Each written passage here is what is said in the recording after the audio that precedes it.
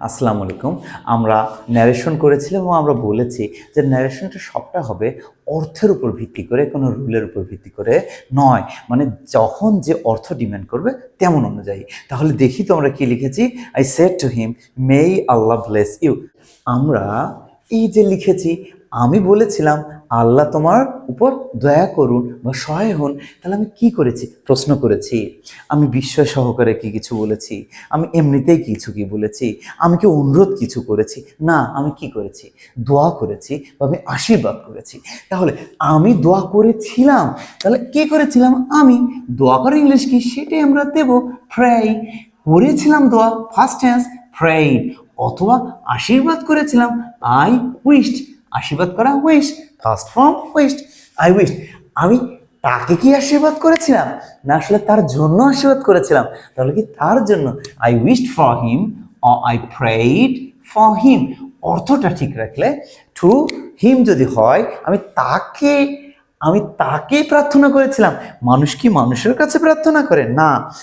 তাহলে মানুষের জন্য দোয়া করে, জন্য ফর হিম।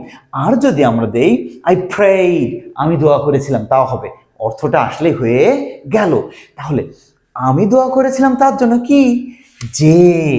এখন কানেক্টরটা আমরা ব্যবহার করব, ইনভার্টেড কমা তুলে দেব। আমি আশীর্বাদ করেছিলাম যে, যার ইংরেজি কি? সেটা লিখেছি যে। আমরা বলেছি প্রত্যেকটা ইম্পারেটিভ হোক, অবজেক্টিভ হোক বা যে কোনো সেন্টেন্স এক্সক্লেমেটরি হোক, সেগুলো যখন আমরা ইন্টারেক্ট করব তখন সেটাকে অ্যাসার্টিভ করব। এবং অ্যাসার্টিভের শুরুতে আমরা জানি সাবজেক্ট ব্যবহার করতে হয়, তাই আমরা কানেক্টরের পরেই সাবজেক্ট ব্যবহার করব। What is the subject here? কে এখানে সাবজেক্ট? কে দোয়া করবে? কে এখানে রহম করবেন বা সহায় হবেন? আল্লাহ। তাহলে আল্লাহ, I wished for him or prayed for him that আল্লাহ কি করবেন? আল্লাহ যেন তাকে আশীর্বাদ করে। এই যে আল্লাহ যেন আশীর্বাদ করে কি? মে। এই মেইটা ফার্স্ট টেন্স, অতীতের কথা কি হয়ে যাবে? মাইট। এরপরে কি তার সহায় হওয়া, সহায়ের ইংরেজি কি? ব্লেস। তাহলে মাইট ব্লেস কাকে? কাকে আশীর্বাদ করবে? তোমাকে। তোমাকে মানে কাকে? আমি দোয়া করেছি তার জন্য, হিম।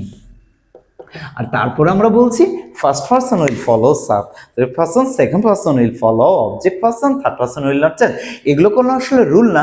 যদি আমি সেন্সটা বুঝি যে আমি দোয়া করেছিলাম তার জন্য, আল্লাহ যেন তার মঙ্গল করে, তোমার মঙ্গল করে, তুমি মানে কে? সে। এই জন্য আমরা হিম বসাবো। Okay, next sentence, you said to me may you be happy in life. কি? তুমি আমাকে বলেছিলে তুমি জীবনে সুখী হও। কে বলেছিল? তুমি। কি করেছিল? দোয়া করেছিল বা আশীর্বাদ করেছিল। এই দোয়া করা ইংরেজি কি? ইউ আমরা লিখেছি, তুমি। দোয়া করা প্রে। তাহলে দোয়া করেছিল ফার্স্ট টেন্স প্রে, অথবা আশীর্বাদ করেছিল উইশ, ফার্স্ট টেন্স উইশড। তার জন্য, আমার জন্য, ফর মি। আর ফর মি না লিখলেও হবে, হি উইশড, সে দোয়া করেছিল। এটা লিখলেও হবে, ফর মি না লিখলেও হবে, অর্থটা চলে আসে। কি? ইনভার্টেড কমা তুলে দেব, যে সে দোয়া করেছিল যে মে ইউ বি হ্যাপি, তুমি সুখী হও। এটা ইনফারেক্ট অবজেক্টিভে আছে, অবজেক্টিভ করা যাবে না, ইনডিরেক্ট অ্যাসার্টিভ করতে হবে। তাহলে কি? যেন আমি যাতে সুখী হই। কে কে সুখী হও? তুমি। তুমি মানে আমার জন্য দোয়া করেছিল, আমি সুখী হব, আই। এখন আমি যাতে সুখী হই, আই মে। আর মেয়ের এটা ফার্স্ট টেন্সে আছে, তাহলে মেয়েটা কি হয়ে যাবে? মাইট। সাবজেক্টের পরে তাহলে কি? মেই অথবা মাইট সাধারণত আমরা অবজেক্টিভ সেন্টেন্সে ব্যবহার করি ইনডিরেক্টের ক্ষেত্রে। কেন? অর্থটাকে ঠিক রাখার জন্য। তাহলে ফার্স্ট টেন্স আই মাইট, আমি যাতে কি হই? সুখী, বি সুখী, হ্যাপি, জীবনে, ইন লাইফ। তাহলে কি আসছে? তুমি দোয়া করেছিলে আমার জন্য, তুমি সুখী হও। তাহলে তুমি দোয়া করেছিলে আমার জন্য যাতে আমি সুখী হতে পারি জীবনে। তা আমরা এইভাবে খুব সহজেই, তাহলে আমরা কি দেখলাম? মূল কথা যে অবজেক্টিভ সেন্টেন্সে যেহেতু আমাদের কি বোঝায়? প্রার্থনা, তাহলে প্রেই দেব। এবং তা অথবা আশীর্বাদ বোঝায়, তাহলে উইশ দেব। ইনভার্টেড কমা তুলে গিয়ে অর্থ ঠিক রাখার জন্য আমরা দ্যাট দিতে পারি। এরপরে আমরা এটাকে অ্যাসার্টিভ করব, সাবজেক্ট নিয়ে আসবো। আর সাবজেক্টের পরে অর্থকে ঠিক রাখতে গেলে মেই বা মাইট, ফার্স্ট টেন্স হলে মাইট হবে, বাকি যা আছে তাই ভার্ব। তো ঠিক আছে, ভালো থাকবেন। আসসালাম।